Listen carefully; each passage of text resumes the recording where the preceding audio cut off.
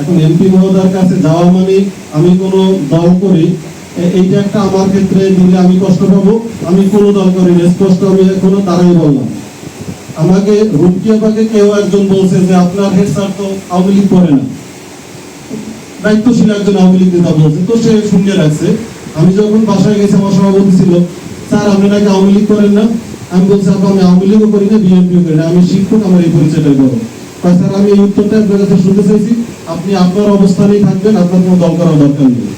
আমি যতটুকু অবগত হয়েছি সেটা হচ্ছে যে পরিবর্তিত পরিবেশে 5 তারিখের পরে যেটা হচ্ছে, সেক্ষেত্রে অনেক সংগঠনই বিলুপ্ত হচ্ছে। আমাদের এই উপজেলা শিক্ষক সমিতি আছে, আমি যতটুকু জানি, যেটা নূতনভাবে রিফর্ম হবে, এই কারণে আজকের এই সভা ডাকা।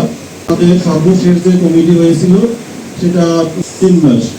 যাই হোক, এই সময়ের ভিতরে আসলে আমরা ওইভাবে খুব বেশি কাজ করার সুযোগ পাইনি।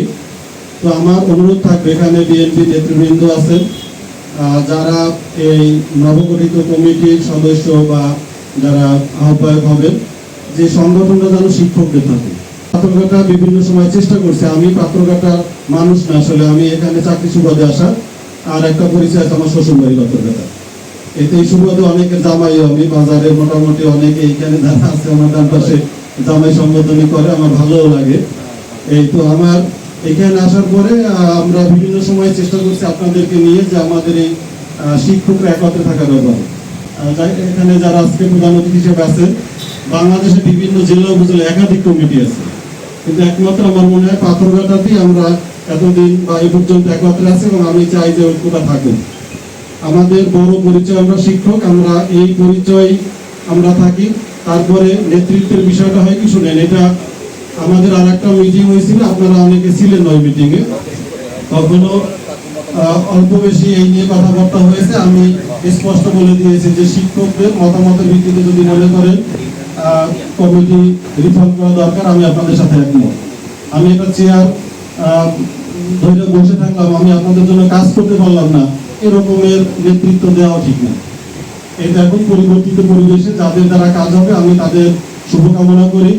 এবং নেতৃবৃন্দের কাছে আমার আবেদন থাকবে, আমরা শিক্ষকরা বেসরকারি চাকরি করি, তো আমাদের নানা রকম সমস্যা থাকে আসলে।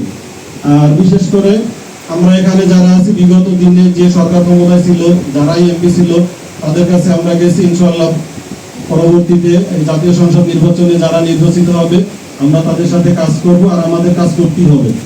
আমার বেসরকারি প্রতিষ্ঠান, আমার বেতন ছাড়া আমার স্কুলে আর কোনো অনুদান সরকার দেয়নি। স্কুলে একজোড়া বেঞ্চ বানাতে হলো আমাদের অনেক সময় আমাদের এমপি মহোদয়ের কাছে যেতে হয়। লাস্ট নির্বাচনে আমাকে এই প্রশাসন থেকে ফোন দিয়ে, স্যার আপনি কোনো দায়িত্বে আছেন কিনা? কিসের দায়িত্বে? নির্বাচনের দায়িত্বে। আমি বলছি আমি কিসের দায়িত্ব পাবো, আমি আওয়ামী করি, আমার দায়িত্ব দেবে কেন? না হলে আপনার প্রিজাইডিং দিন।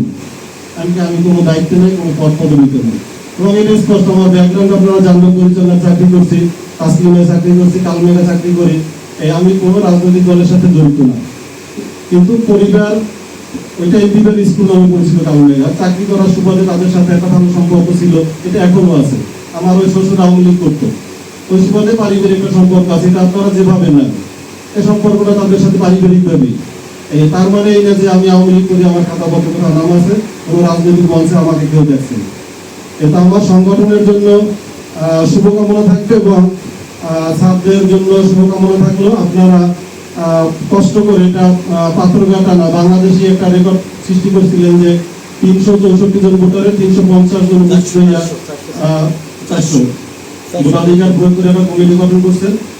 আসলে আমি আমার পর থেকে এমনিতে রিজাইন করতাম এই কারণে, যেহেতু এখন এই পরিবর্তিত পরিবেশে কাজ করার সুযোগ কম।